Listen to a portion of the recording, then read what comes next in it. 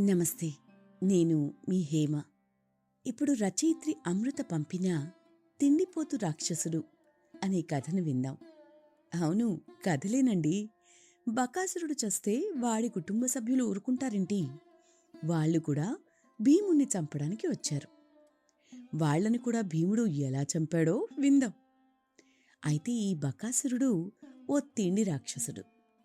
తన తల్లి మాట నిలబెట్టడానికి భీముడు ఇతని జోలికి ఎలా ఎందుకు వెళ్ళాడో తెలుసుకుందాం. ఈరోజు మనం చెప్పుకోబోయే తిండి రాక్షసుడి కథలు వినే ముందు వాతాపి జీర్ణం కథ మీరు వినే ఉంటారు. తిన్నది జీర్ణించుకుని నిద్రకి సిద్ధంగా ఉన్నారని ఆశిస్తూ సౌకర్యవంతమైన స్థితిలోకి వెళ్దాం. మీకిష్టమైన రీతిలో పడుకుని అన్ని లైట్లను ఆఫ్ చేసి మీ కళ్ళు మూసుకోండి.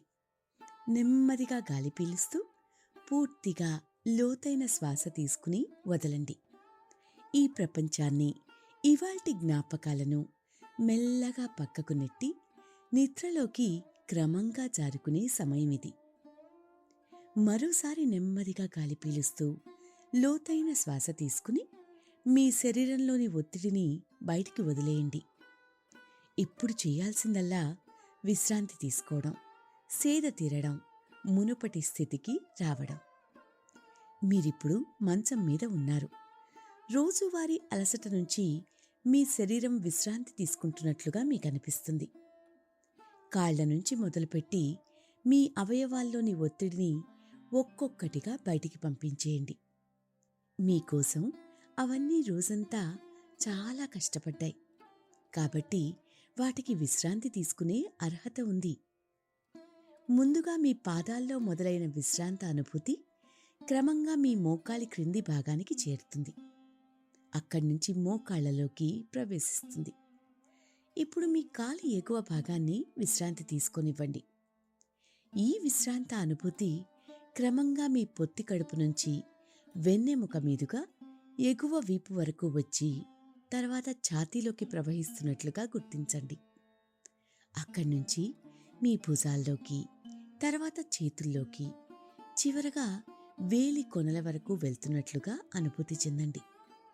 ఆపై మీ మెడ, తల, ముఖం వరకు ఆ అనుభూతి ప్రవహిస్తుంది. ఇప్పుడు మీ శరీరం మొత్తం ప్రశాంతంగా, రిలాక్స్డ్గా, నిద్రకు సిద్ధంగా ఉంది. త్వరలో మీరు చక్కని నిద్రలోకి జారుకుంటారు. డ్రీమ్ ల్యాండ్లో ప్రశాంతంగా ప్రయాణిస్తారు. ఈ ప్రయాణం ఉదయం వరకు కొనసాగుతూ ఉంటుంది. బకాసురుడు అంటే అడ్డు అదుపు లేకుండా అమాంతం దేన్నైనా మింగేసేవాడిని బకాసురుడని అలవాటైన అర్థంలో వాడుతూ ఉంటాం. నిజానికి బకము అంటే కొంగ, ఇక అసురుడు అంటే రాక్షసుడు. కొంగ రాక్షసుడనే అర్థం వస్తుంది వీడికి. అయితే భాగవతంలో బలరామకృష్ణులు పశువుల్ని మేపి ఇంటికి తిరిగి వస్తూ ఉంటే బకుడు పెద్ద కొంగ రూపంలో వచ్చి కృష్ణుణ్ణి మింగేస్తాడు. అప్పుడు కృష్ణుడు ఆ కొంగ కంఠం నుండి చీల్చుకుని బయటికి వచ్చాడు. అందుకేనేమో బకవైరి అంటే కృష్ణుడని అర్థం ఉంది. కాని మనం చెప్పుకునే బకాసురుడి కథ ఇది కాదు. ఇంకో బకవైరి అయిన భీముడితో బకాసురుడు తలపడిన కథ. వాడే కాదు, వాడి తమ్ముడు, చెల్లెలు కూడా భీముడి చేతిలో హతమైనవారే. భారతంలో అందుకు సంబంధించిన కథలున్నాయి. అవి మనం చెప్పుకోబోతున్నాం. పాండవులకు ప్రజాదరణ చూసి సహించలేక దుర్యోధనుని దురాలోచనలతో తండ్రిని ఒప్పించి వారణావతానికి పాండవులను పంపించి వారిని అక్కడే హతమార్చాలని పథకం వేశాడు. ధర్మరాజుని మాయాజూతంలో రెండవసారి ఓడించి శకునితో కుట్ర జరిపి పాండవులను వారణావతంలో లక్క ఇంట్లో ఉంచి వారిని దహించి వేయాలని పథకం వేశాడు. కాని విదురుని సహాయంతో వారు తప్పించుకున్నారు. 12 ఏళ్లు అరణ్యవాసం చేస్తున్న పాండవులు తమ తల్లి కుంతీదేవితో సహా ఏకచక్రపురం అగ్రహారం చేరుకున్నారు. అక్కడ ఒక బ్రాహ్మణుల ఇంట్లో ఆశ్రమం పొందారు. వైదిక వృత్తిలో కాలక్షేపం చేస్తూ ఉండేవారు. ఏకచక్రపురంలో పురం అంటే ఊరు. అది పేరుకి ఊరే కాని దాని తీరు వల్లకాడుగా ఉండేది. బకాసురుడు ఊరి మీద పడి దొరికిన వాళ్ళను దొరికినట్టు మింగేసేవాడు. పశువులను, పక్షులను, మనుషులను తేడా లేకుండా తినడమే ధ్యేయంగా ఉండేవాడు. పంట, మాంసం దేన్నీ వదిలేవాడు కాదు. ఎప్పుడు ఎవరు గుట్టుకుమంటారో తెలీదు. అందుకే ఆ ఊరి వాళ్ళందరూ జట్టుగా ఒక నిర్ణయానికి వచ్చారు. అంతా కలిసి బకాసురుని దగ్గరికి వెళ్ళి మొత్తుకున్నారు. అసురా, నువ్వు మా ఊరి మీద పడి ఇలా తింటుంటే క్షణక్షణ గండంగా ఉంది. నిమిష నిమిషం ప్రాణాలని అరచేతిలో పెట్టుకుని బ్రతకాల్సి వస్తోంది. మమ్మల్ని ఈ ఆందోళన నుంచి బయటపడి అని వేడుకున్నారు. అప్పుడు ఆ రాక్షసుడు, ఏంటి ఉపాయమా? సరే, నేనుగా రాకుండా మీరే ఇంటికొకరు చొప్పున వచ్చి నాకు ఆహారం అవ్వండి. నాకు వచ్చే బాధ తప్పుతుంది. మీకు ఈరోజు ఎవరు ఆహారం అవుతారో అన్న గందరగోళము తగ్గుతుంది అన్నాడు బకుడు. వాడిని చూసి అందరం ఒకేసారి భయంతో చచ్చే బదులు మనమే వంతులు వేసుకుని పంపడం మేలు అనుకున్నారు ఊరివారు. పాపం, వారే ఆహారం అవుతామని ఒప్పుకున్నారు. అప్పుడు బకాసురుడు, అలా అంటే కుదరదు. ఓ బండిలో బండెడు అన్నము, బండిని లాగే 2 పోతులు, వాటిని తీసుకొచ్చే మనిషి ప్రతిరోజు నాకు పంపాలి. అలా పంపితే నేను ఊరి లోపలికి రాను. లేదంటే నేనే వస్తే ఒక మనిషికి బదులు ఎన్ని తింటానో నాకే తెలీదు. జాగ్రత్త అన్నాడు. మీకా శ్రమక్కర్లేదు, మేమే సమర్పించుకుంటాం అని మొక్కారు ఊరువారు. తమరి భక్షణకొచ్చిన ఆటంకం లేదని, ఎట్టి పరిస్థితుల్లోనూ ఊరిలోకి రావద్దని ఒప్పందం చేసుకుని వాళ్ళు ఆ ప్రకారమే ఇంటికొకరు ఆహుతవుతున్నారు. ఎవరిల్లు వంతు వస్తే ఆ ఇంట్లో పాపం ఏడుపులే, శోకాలే. ఒకనాడు కుంతి, భీముడు ఇద్దరే విడిదిలో ఉన్నారు. మిగతావారు భిక్షానికి వెళ్లారు. ఆ ఇంట్లోని వారంతా అకస్మాత్తుగా గొల్లుమని ఏడుస్తున్నారు. అది విన్న కుంతీదేవి, పాపం వీరికి ఏం కష్టం వచ్చిందో, మనకు ఆశ్రయమిచ్చారు, మంచివారు, వీరికి మనం ఏదైనా ప్రత్యుపకారం చెయ్యాలి అని అనుకుంటూ వారికి ఏ సమస్య వచ్చినా ఈ సమయంలో మనం వారిని ఆదుకోవాలి భీమా అని భీముడికి చెప్పింది కుంతీదేవి. తప్పకుండా చేద్దాం తల్లి, వెళ్ళి విషయమేమిటో కనుక్కునిరా అన్నాడు భీముడు. ఏం చెప్పమమ్మా, అక్కడ యమునా నది గట్టు మీద భక్కుడని రాక్షసుడున్నాడు. వాడు ఊరి మీద పడి ప్రజల్ని మారి బసిగినట్టు తినేవాట. ఒకనాడు ఊరి పెద్దలంతా సభ చేసి ఒక కట్టడి చేసుకున్నారంట. రాక్షసుడు ఊరి మీదకి రాకూడదు, అక్కడే ఉండాలి. ప్రతిరోజు ఒక ఇంటి వరుస ప్రకారం ఒక మనిషి 2 దున్నపోతులకు కట్టిన బండి నిండా అన్నము పంపిస్తాం అని. ప్రశాంతంగా నిద్రపోయేందుకు నీంద్ యాప్లోకి అడుగుపెట్టండి. ఈ క్షణమే నీంద్ యాప్ను డౌన్లోడ్ చేసుకోండి. ఒత్తిడిని తగ్గించి ప్రశాంతమైన నిద్రలోకి మిమ్మల్ని తీసుకెళ్లే చక్కని కథలు, ధ్యాన పద్ధతులు, ఆహ్లాదకర సంగీతాన్ని మీరు నీంద్ యాప్లో మాత్రమే వినండి. ఇవే కాకుండా పలు రకాల స్లీప్ ప్రోడక్ట్స్ అయిన sleep gummies, milk mix, sleep tea bags గురించిన సమాచారం తెలుసుకోవచ్చు.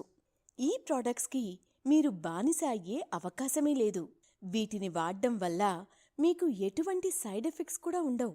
సంపూర్ణంగా నిద్రపోయేందుకు ఇవి సహకరిస్తాయి. మీ నిద్రానుభవాన్ని మరింత మెరుగుపరుస్తాయి. రాక్షసుడు బండెడు కూడు, 2 దున్నలు, ఒక మనిషిని మొత్తం స్వాహా చేస్తాట. మేము ఈ మధ్యే ఇక్కడికి రావడంతో ఈ నియమాలు తెలియలేదు. ఈ దినం మా ఇంటి బ్రాహ్మణుడి వంతొచ్చింది. మాకు ఉన్నదే ఒక్క కొడుకు, లేక పుట్టాడు. బకాసురుని వద్దకు ఎలా పంపేది? నేనే పోతాను అన్నాను తల్లి. నా ఇల్లాలు వద్దు, తానే పోతాను అని వాదిస్తోంది అని కుంతీదేవికి చెప్పుకున్నారు ఆ ఇంటి దంపతులు. ఈ లోపల ఆ ఇంటివారి కూతురొచ్చి, పోని నన్ను పంపండి నాన్నా, ఏనాటికైనా మరో ఇంటికి వెళ్లాల్సిన దాన్ని, మీకు నా భారమైనా తగ్గుతుంది, నేను పోతాను అనేసరికి ఇంట్లో వారందరూ ఒకరిని ఒకరు కౌగిలించుకుని ఏడుస్తున్నారు. ఆ కుటుంబ శోకం చూడలేని కుంతీదేవి, మీ ఇంట పాండవులు ఆశ్రయం పొందిన విషయం మరిచారా? మీ కొడుకునో మీరో వెళ్లాల్సిన అవసరం లేదు. నా కొడుకు భీమసేనుడు ఉన్నాడు, అతన్ని పంపుతాను, అధైర్యపడకండి అని ఆలోచించకుండా మాట ఇచ్చింది కుంతి.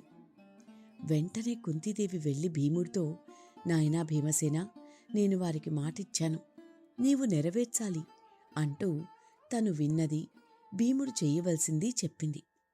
అంతా విని భీముడు, ఇంతేనా తల్లి, నేను పోతాను, నాకు కడుపు నిండా అన్నం పెట్టించు అన్నాడు.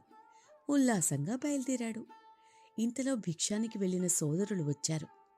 భీముని వాలకం చూసేసరికి ధర్మరాజుకి అనుమానం కలిగింది.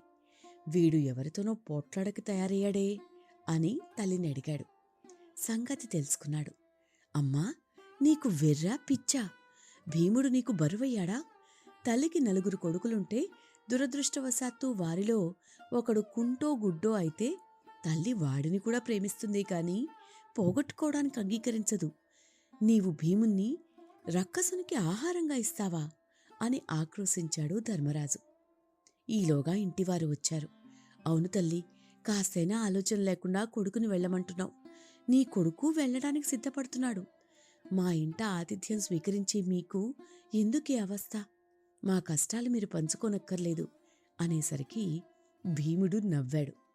కుంతి కూడా నవ్వుతూ, మీ ఇంట ఉంటున్నాం, మీ సమస్యలు మావి కాదా? మీలాంటి మంచివారికి మంచి జరగాలి.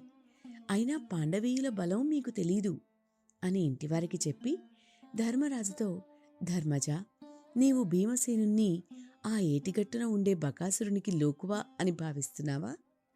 వీడు వజ్రశరీరుడు అని నీకు తెలీదా? వీడు పుట్టిన 10వ రోజున నా చేతిలో నుంచి జారి కింద పడ్డాడు. అది కఠిన శిలాప్రదేశం. వీడికేమైనా దెబ్బ తగిలిందేమోనని భయపడ్డాను. తీరా చూస్తే వీడి శరీర భారానికి కొండరాయి నుగ్గైపోయింది కాని భీముడికి ఏమీ కాలేదు. వీడు అంత గట్టివాడు. మనకి నిలువనీడ ఇచ్చిన ఈ కుటుంబానికే కాదు, ఈ ప్రదేశానికే రాక్షస బాధ లేకుండా చేయాలని నా ఉద్దేశం. నా కొడుకులు ఎక్కడ ఉన్నా అక్కడ సమస్యలు తీర్చేవారయి ఉండాలి. కాని ఆలోచిస్తూ వెనుకడుగ వేయకూడదు నాయనా. మీ మీద నాకు ఆ నమ్మకం ఉంది. మీరేమీ భీముడు గురించి భయపడవద్దు అని సమాధానమిచ్చింది కుంతీదేవి. అప్పటికా గ్రామంలో ఉన్న కథ భీముడు విన్నాడు. బకాసురుడి గురించి తెలుసుకున్నాడు. మీ కొడుకు చనిపోవడానికి నేను ఒప్పుకోను అని బ్రాహ్మణ స్త్రీ అడ్డుపడింది. భయపడద్దమ్మా, నా కొడుకు భీముడు ఇదివరకు కూడా రాక్షసుడిని చంపాడని, సురక్షితంగా అతను తిరిగి వస్తాడు అని చెప్పింది కుంతి. అప్పటి వరకు ఏడుపుతో సాగనంపే ఊరువారు ఓ తల్లి తన కొడుకుని రాక్షసుడికి ఆహారం కమ్మని పంపుతోందని అందరూ ఓ చోట కూడి ఆశ్చర్యపోతూ చూస్తారు. తిరిగి ఇతగాడు వస్తాడా? ఏమిటో ఈ తల్లి నమ్మకం అనుకుంటూ విడ్డూరంతో చూశారు. బియ్యం, పాలు, పళ్ళ వంటివి కూడా భీముడు తీసుకువెళ్తాడు. ఆ ఇంటి వంశాకురం వంతు తాను వెళ్తానన్నాడు. కుంతి వారిని వారించి తన కుమారుడైన భీమసేనుణ్ణి ఆ ఇంటివారి అబ్బాయికి బదులుగా పంపిస్తుంది. చివరకు భీముడు 2 ఎడ్ల బండి పూయించి బండెడన్నంతో బకాసురుడు ఉండే గుహ దగ్గరకు వెళ్ళాడు. ఆ గ్రామ సమీపం దాటిన తర్వాత బకాసురుని దగ్గరికి వెళ్లే వరకు ఆహారమంతా భీముడు తినేశాడు. బకాసురుడు సమయానికి లేడు. బకాసురుడు ఎప్పుడు గుహకి వస్తాడా అని కాచుకుని కూర్చున్న భీముడికి నిద్రొచ్చి కునుకు తీశాడు. కాసేపటికి బకాసురుడొచ్చి, ఏరా, నీవేనా ఈరోజు నేను సేవించే భోజనం అంటూ నిద్రపోతున్న భీముడికి దగ్గరగా వచ్చి గర్జించాడు. భీముడు తప్ప బండి మొత్తం ఖాళీగా ఉండడం చూసి రంకెలేసి, ఏదిరా మిగిలిన ఆహారం అని భీముణ్ణి ప్రశ్నించాడు. అప్పుడు భీముడు, నాకు ఆకలేసి నేనే తినేశాను. నీకు భోజనం తెచ్చేవాళ్లా కనిపిస్తున్నానా? నీకంత బలం ఉంటే ముందు నన్ను తిని చూద్దాం అంటూ నిర్లక్ష్యంగా ఎదురు ప్రశ్న వేశాడు. బకాసురుణ్ణి రెచ్చగొట్టి భీముడు మీదికి వచ్చిన బకాసురుడితో భీకర యుద్ధం చేశాడు. బకాసురుడికి పిచ్చి కోపం వచ్చి ఒక చెట్టుని పెకిలించి భీముణ్ణి కొట్టబోయాడు. భీముడు ఆ చెట్టుని పూచిక పుల్లలా విరిచేసి తాను మరో చెట్టుని పెకిలించి బకాసురుణ్ణి కొట్టాడు. ఇద్దరూ చాలాసేపు కలబడ్డారు. చివరికి బకాసురుణ్ణి భీమసేనుడు చేతితో గుత్తి గుత్తి చంపేస్తాడు. బకాసురుడు మరణించాడనే వార్త తెలిసిన ప్రజలు సంతోషించారు. కుంతీదేవి మాట్లాడిన కుటుంబీకులు భీమునికి, కుంతీదేవికి కూడా పాదాభివందనం చేశారు. వాళ్లే కాదు, ఏకచక్రపుర వాసులంతా మీ రుణం ఈ జన్మకి తీర్చుకోలేం అంటూ చేతులెత్తి దండం పెట్టారు. రాక్షసుణ్ణి సంహరించిన మరుసటి రోజు అతడి పీడ వదిలిన ఆనందంలో ఏకచక్రపురంలో ఆనంద ఉత్సాహాలతో జాతి, కుల, మత, వర్గ విభేదాలను విస్మరించి సమైక్యంగా దీపావళి చేసుకున్నారని పురాణాలు చెప్తాయి. అలాగే అదే సమయంలో శ్రీకృష్ణుడు నరకాసురుడిని సంహరించిన ఆనందంలో దీపావళి చేసుకుంటాం అని దీపావళి కథలో కూడా మనం చెప్పుకున్నాం కదా. బకాసురుడు ఆ ఏకచక్రపురంలో వారికి ఆపద కలిగిస్తే నరకాసురుడు మొత్తం భూమండలాన్ని హింసించిన రాక్షసుడు కాబట్టి పరమాత్మే స్వయంగా సంహరించాడనుకోండి. అయితే బకాసురుడి విషయానికొస్తే తెలుగువారిలో ఇప్పటికి కూడా ఎవరైనా ఎక్కువగా తిండి తింటే బండెడు తినే బకాసురుడు అని, ఏమిటి ఆ బకాసురుడిలా తినడం అంటూ ఉంటాం కదా. సరే, కథ ఇంకా ఉందండి. అరణ్యవాసంలో పాండవులు తమని తామును మెరుగుపరుచుకుని ఉత్తమ గుణాలని, మంచి విద్య, ధర్మ మార్గాన్ని తెలుసుకున్నారు. పాండవులు వాళ్ల అరణ్యవాసం, అజ్ఞాతవాసం చేసే సమయంలో జీవితాన్ని అర్థవంతంగా గడిపారు. పరిస్థితుల్ని ఎలా ఎదుర్కోవాలో వాళ్లకు కూడా తెలియలేదు. ఎంతో కాలం వాళ్లకి ఇంద్రప్రస్థలో జరిగిన అవమానం, కౌరవులు అన్న మాటలు గుర్తుకొచ్చేవి. అవే ఆలోచనలు వెంటాడేవి. ద్రౌపదికి జరిగిన అవమానాన్ని తలుచుకుని కుమిలి కుమిలి బాధపడుతూ ఉండేవాళ్లు. ఎన్నో నిద్రలేని రాత్రులు గడుపుతూ ఉండేవారు. అయితే ఎప్పుడూ శ్రీకృష్ణుడిపైనే భారం వేసేవారు. నెమ్మదిగా అసలు వానప్రస్థంలో ఎలా గడపాలి అనే విషయాన్ని అర్థమయ్యేలా చేశాడు శ్రీకృష్ణుడు. ప్రశాంతంగా నిద్రపోయేందుకు నీంద్ యాప్లోకి అడుగుపెట్టండి. ఈ క్షణమే నీంద్ యాప్ను డౌన్లోడ్ చేసుకోండి. ఒత్తిడిని తగ్గించి ప్రశాంతమైన నిద్రలోకి మిమ్మల్ని తీసుకెళ్లే చక్కని కథలు, ధ్యాన పద్ధతులు, ఆహ్లాదకర సంగీతాన్ని మీరు నీంద్ యాప్లో మాత్రమే వినండి. ఇవే కాకుండా పలు రకాల స్లీప్ ప్రోడక్ట్స్ అయిన sleep gummies, milk mix, sleep tea bags గురించిన సమాచారం తెలుసుకోవచ్చు. ఈ ప్రోడక్ట్స్కి మీరు బానిస అయ్యే అవకాశమే లేదు. వీటిని వాడడం వల్ల మీకు ఎటువంటి సైడ్ ఎఫెక్ట్స్ కూడా ఉండవు. సంపూర్ణంగా నిద్రపోయేందుకు ఇవి సహకరిస్తాయి. మీ నిద్రానుభవాన్ని మరింత మెరుగుపరుస్తాయి. అది వారు పెరిగిన ఇంద్రప్రస్థ ఆస్థానం కన్నా విభిన్నంగా ఉండే జీవితశైలి కదా. ఒక రాజు దర్బారులో ఉండేవాళ్లకు కావాల్సిందంతా దొరికే దూరంలోనే ఉండేది. కానీ అడవిలో అలా కాదు. వాళ్ళు కష్టపడాలి. ఒక్కోసారి ఈ పంచపాండవులందరూ కలిసి పనిచేసినా వాళ్ళకి తగిన ఫలితం దొరికేది కాదు. ఈ అరణ్యవాసంలోనే ధర్మరాజుకి లోమష, మార్కండేయ, నారదుడు లాంటి వాళ్ళు ఎన్నో కథలు చెప్పి ఆయనకి బుద్ధిబలం పెరిగేలా చేశారు. అరణ్యవాసం అయ్యే సమయానికి యక్ష ప్రశ్నలకు కూడా సమాధానం చెప్పగలిగి యక్షుడి మెప్పు పొందేలా అంత తెలివైనవాడు అయ్యాడు ధర్మరాజు. ఇక భీముడు ఆ మొత్తం కుటుంబానికి ఒక రక్షకుడిగా మారాడు. ఎంతోమంది రాక్షసులని సంహరించాడు. కిమ్మిర, జటాసుర, హిడింబ, బకాసుర లాంటి వాళ్లను కూడా సంహరించాడు. అయితే ఒక సమయంలో ఆయనకి హనుమంతుడు కలిశాడని కదా. బలంతో పాటు బుద్ధి బలం, భక్తి కూడా ఆయనలో వచ్చేలా చేశాడని మనకి తెలుస్తోంది. అర్జునుడి విషయానికి వస్తే ఆయన తపస్సు చేసి ఎంతోమంది దేవతల అనుగ్రహం పొందాడు. ముఖ్యంగా కృష్ణుడి అనుగ్రహం. ఇంద్రుడు ఓసారి తన దగ్గరికి పిలుచుకుని తన అస్త్రశస్త్ర జ్ఞానాన్ని బోధించాడు. ఆపై ఇంద్రుడు కూడా ఓడించలేని వటకవచాలను, కాలకేయులను ఎదుర్కొని విజయం సాధించాడు. నకులుడు, సహదేవుడు ఎప్పుడూ అర్జునుడి, భీముడి వెంట ఉంటూ ధర్మరాజు ఆదేశాలని పాలిస్తూ ఉండేవారు. ద్రౌపది తన భర్తల ధర్మ మార్గాన్ని అనుసరిస్తూ వారి విజయంలోనే కాక వారికి జ్ఞానంలో కూడా ఒక భాగస్వామి అయింది. ఆపై కొన్నేళ్లకి కురుక్షేత్రం మొదలైంది.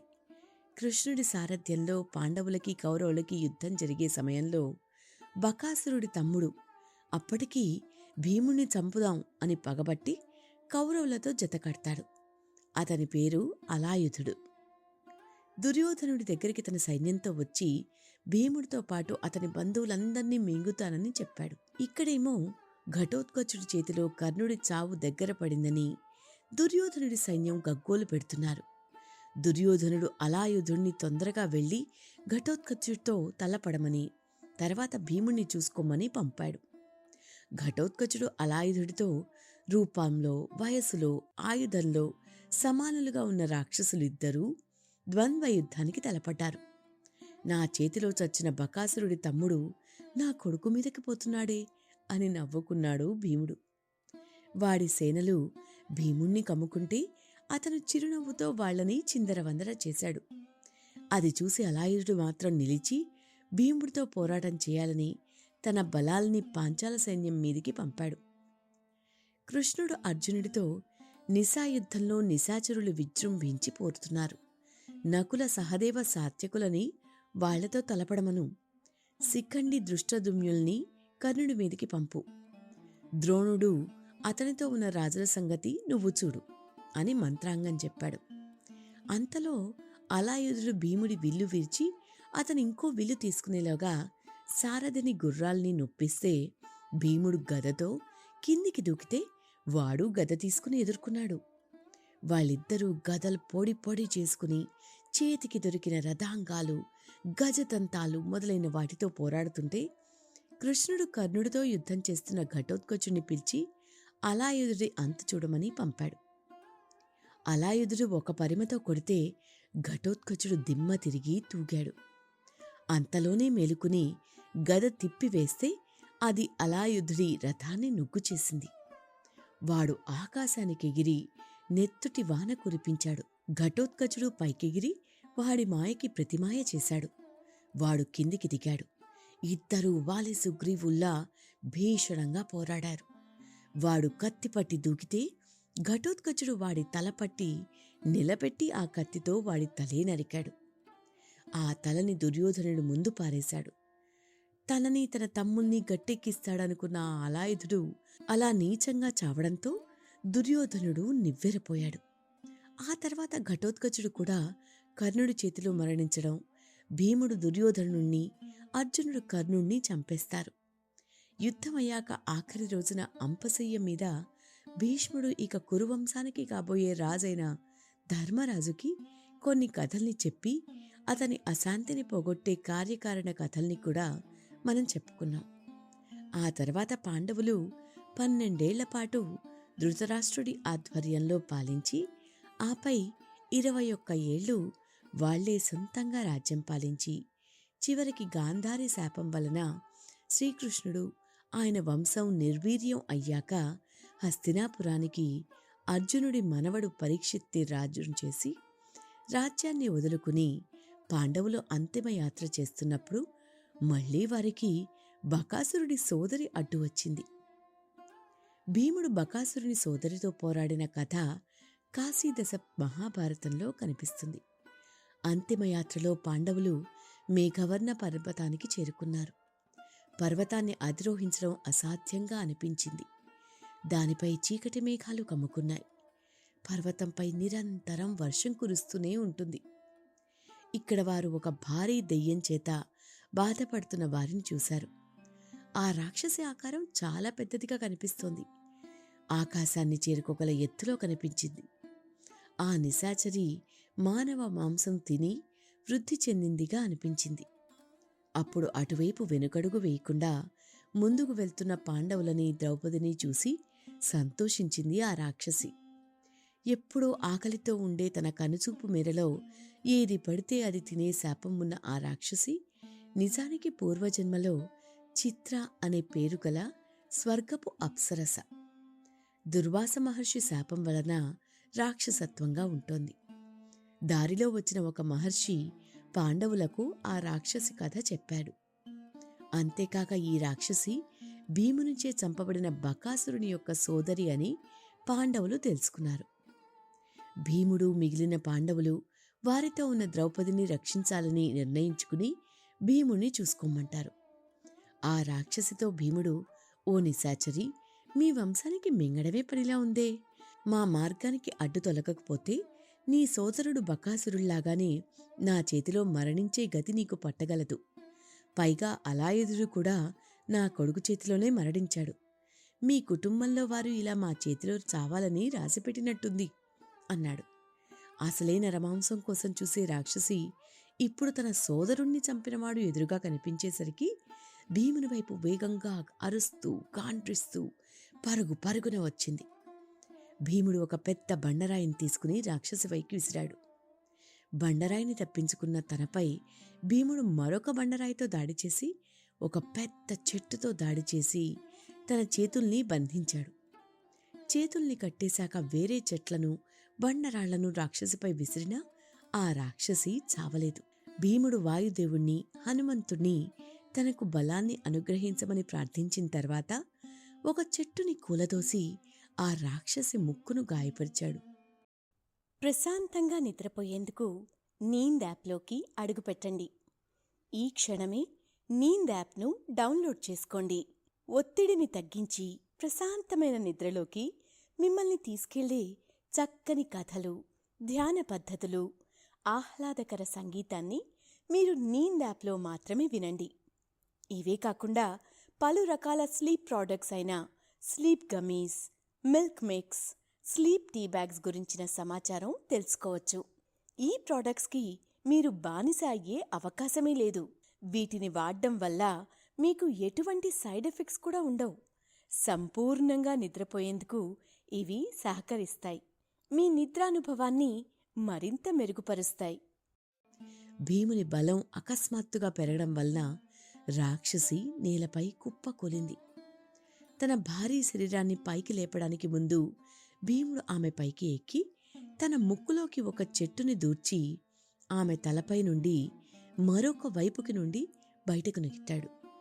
అలా ఆ రాక్షసి మరణించి తిరిగి స్వర్గలోకానికి వెళ్ళిపోయింది. ఆపై పాండవులు హిమాలయాల వైపు ప్రయాణం కొనసాగించి సన్యాసాశ్రమం స్వీకరించారు. అందరికీ కష్టాలొస్తాయి, సమస్యలు ఉంటాయి. ఈ పాండవులకు జరిగిన అన్యాయాలతో పోలిస్తే వచ్చిన కష్టాలు, ఆపదలు, అడ్డంకులు వింటూ ఉంటే మనకి వచ్చే అడ్డంకులు ఏపాటివి అనిపిస్తుంది కదూ. మనకి వచ్చే కష్టకాలాల్లో మనలో అజ్ఞానాన్ని తొలగించాలి, మనని ధర్మ మార్గంలో నడిపించాలి. ఏ కష్టం వచ్చినా ధైర్యంగా ఎదుర్కొనే శక్తి ఉండాలి కదా. ధైర్యంగా ధర్మం వైపు నిలబడే వారికే దైవానుగ్రహం కూడా ఉంటుంది. కథలు వింటూ కథల్లో ఉండే నీతిని అర్థం చేసుకున్నారని ఆశిస్తూ శుభరాత్రి. ప్రశాంతంగా నిద్రపోయేందుకు నీంద్ యాప్లోకి అడుగుపెట్టండి. ఈ క్షణమే నీంద్ యాప్ను డౌన్లోడ్ చేసుకోండి. ఒత్తిడిని తగ్గించి ప్రశాంతమైన నిద్రలోకి మిమ్మల్ని తీసుకెళ్లే చక్కని కథలు, ధ్యాన పద్ధతులు, ఆహ్లాదకర సంగీతాన్ని మీరు నీంద్ యాప్లో మాత్రమే వినండి. ఇవే కాకుండా పలు రకాల స్లీప్ ప్రోడక్ట్స్ అయిన sleep gummies, milk mix, sleep tea bags గురించిన సమాచారం తెలుసుకోవచ్చు. ఈ ప్రోడక్ట్స్కి మీరు బానిస అయ్యే అవకాశమే లేదు. వీటిని వాడడం వల్ల మీకు ఎటువంటి సైడ్ ఎఫెక్ట్స్ కూడా ఉండవు. సంపూర్ణంగా నిద్రపోయేందుకు ఇవి సహకరిస్తాయి. మీ నిద్రానుభవాన్ని మరింత మెరుగుపరుస్తాయి.